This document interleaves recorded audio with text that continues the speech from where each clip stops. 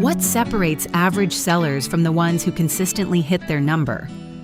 In this episode of Two Tall Guys Talking Sales, Kevin Lawson and Sean O'Shaughnessy break down why coachability is not a soft skill. It is a commercial advantage that strengthens trust, sharpens execution, and improves how you handle high-pressure sales moments when the outcome is on the line. If you want to know how better feedback loops can lead to better deals, stay with us. Counting down the days left in this quarter means you've probably got a goal in front of you that requires not only intentionality, but it also requires a plan. If you've not listened to the last 6 episodes, we outline a number of ways for you to attack your territory. If you're in the camp of, hey, I still need help, or if you're in the camp of, hey, I'm crushing it, but I need to make sure I'm going to extend in the next quarter, consider joining the B2B Sales Lab. That's B2B-sales-lab.com, where we break down and enrich topics like this at the tactical level, and it's also the level that you probably don't want to ask your manager about. It's a resource for sellers and a resource for people in the sales profession on how to get better at their craft and help others along the way. But for today, I want to talk to you about being coachable. If you listen to this for a while, you probably heard me mention I have a family, I have kids in sports, and that's a question I ask them a lot is, are you responding to your coach? Are you listening? What was their coaching at halftime, after the game, before the performance, after the performance? Because what they said in those moments tells them what kind of player you will be. Same goes for sales. You don't get the whisper in your ear when you're in the prospect call, in the delivery call, in the proposal call. You get it before, or you get the coaching after you get the yes or no. It's the pre-mortem, it's the post-mortem, it's the sales plan, the sales deal level strategy call. These are the kind of things that I'm talking about when I say, are you coachable? My example was of kids, but as a sales leader who hires a lot of sales people and future sales leaders, these are the things I'm looking for. Sean, always good to talk to you. Let's break down this topic of, are you coachable as a seller and as a leader? I think it's a great topic. And I was thinking about it because sales leaders need to be coachable as well, because not only do we have to be coachable as sales leaders, because our boss, who is the board of directors, if nothing else. So our boss has put out a goal that we have to hit, and we have to figure out what's going wrong. In fact, if there are good board of directors, i.e. if you have a good boss, be it the president, the CEO of the company, the CFO of the company, or the board of directors, they're saying, what's not working? Because they want to ask questions about what's not working, which is the same thing if you've ever been to a game. At some time, the coach is going to say, guys, what are you seeing out there? This happened a lot when I played football in high school and in college. The coach was like, I can't see everything from the sideline that you can see when you're on the line of scrimmage. I was a tight end, so I did a lot of blocking.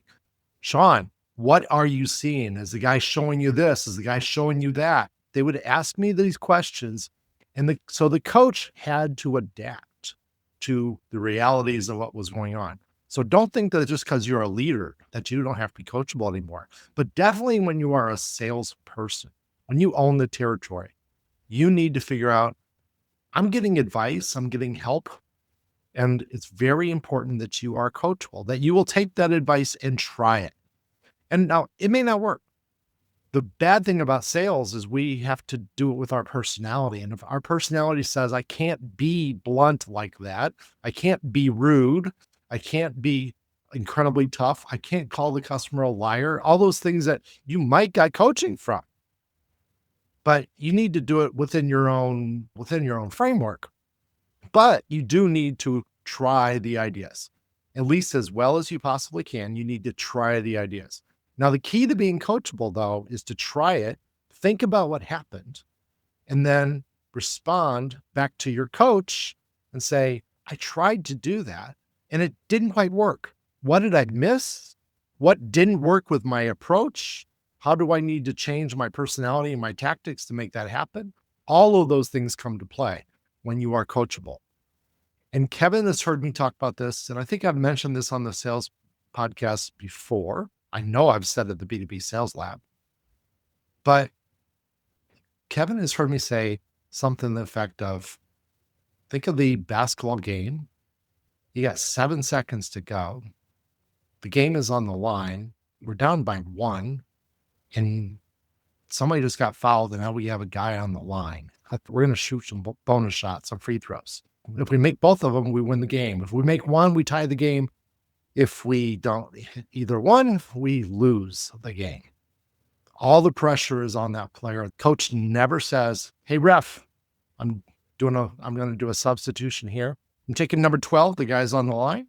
I'm going to take him out. I'm going to go out there myself, and I'm going to do it. I have gym shoes on. I don't have hard shoes. I have gym shoes on, even though I do have a tie on, but I'm going to go shoot these shots for him."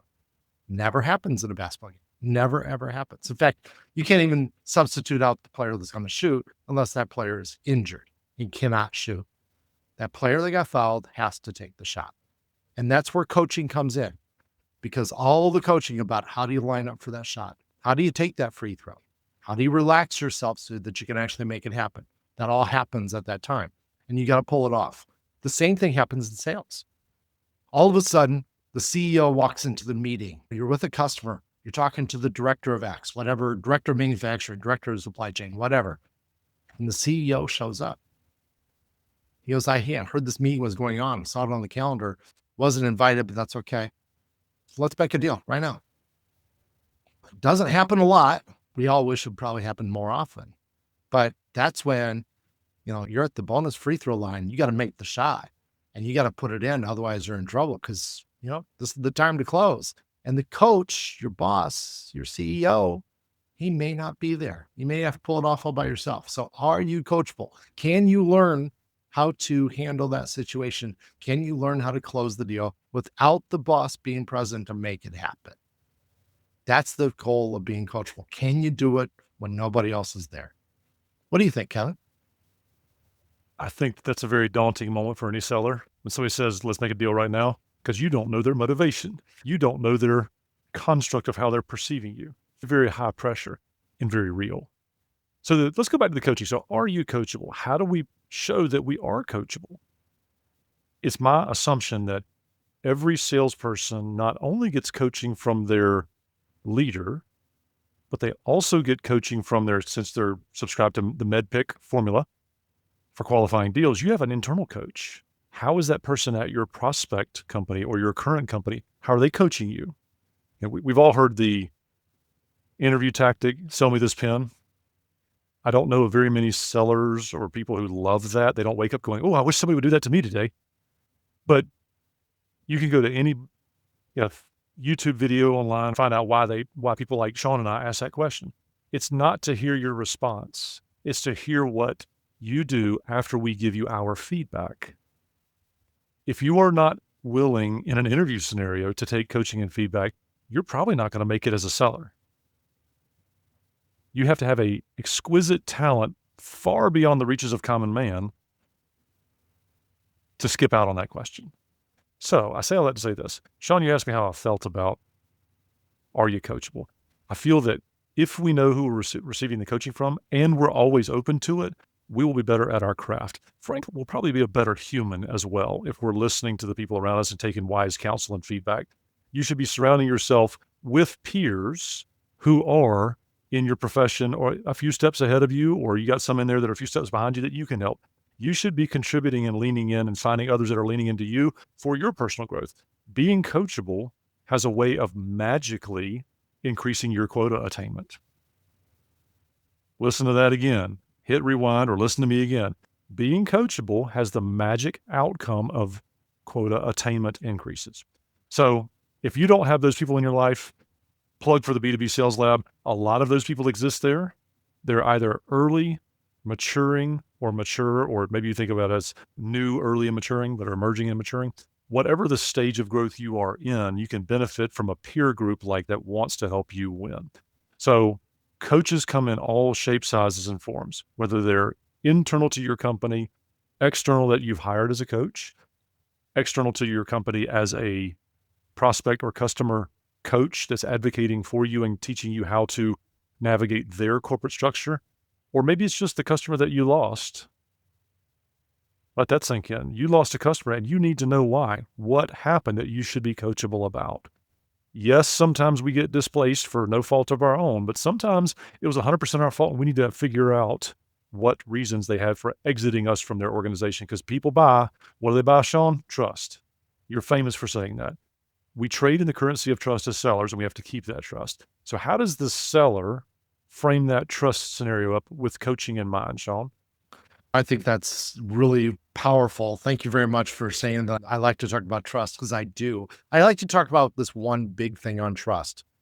We do sell trust. I don't care what you sell.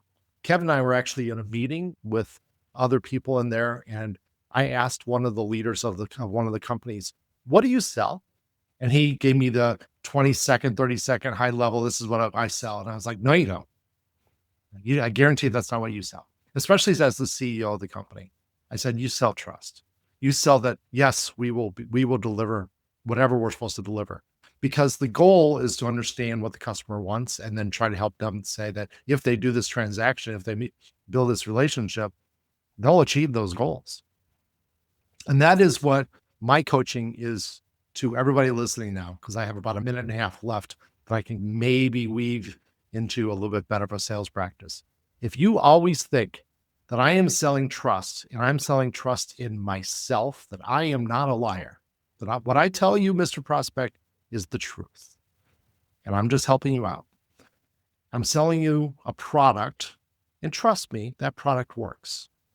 So you got to trust me because that product works. And we're going to figure out how to transfer that trust and make that trust happen. We'll do validation events or whatever. But you got to trust that the product's going to work. And you have to trust that the company that's behind that product, either the one that's selling it or building it, that they actually did a good job, that they have a good process to take care of you after you bought that product, that they're going to be happy, you're going to be satisfied, and that they really did a good job. And if it's a physical product, it's going to last a long time. You have to trust all that. So I coach you right now.